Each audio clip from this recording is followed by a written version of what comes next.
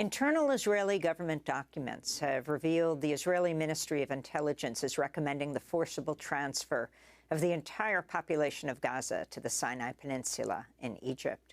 The 10-page document, which is dated October 13th, has been published in full by the Israeli news outlets Local Call and Plus 972. The document recommends transferring all Palestinians to Egypt and setting up a, quote, sterile zone of several kilometers near the border between Egypt and Gaza.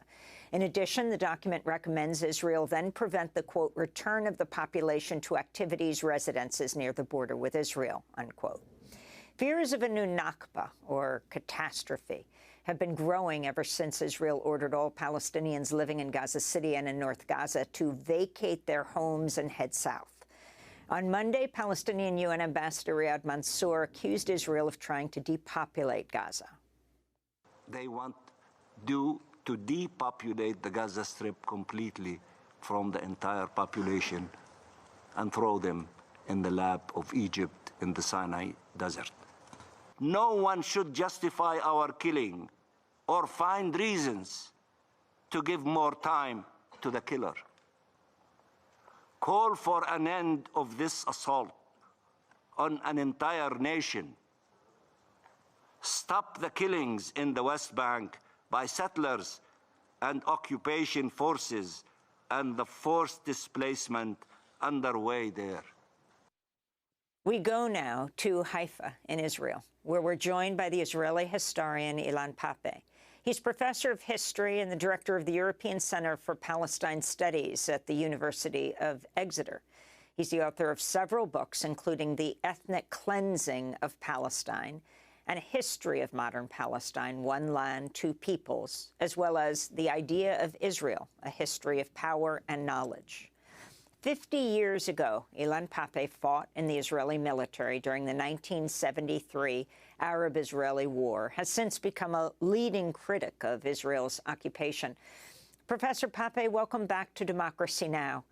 If you can start off by talking about your take on what's happening today. You just heard the doctor in Gaza who just left Al-Shifa a few minutes ago. Yes, I think, Amy, it's good to be back on your program. Thank you for having me.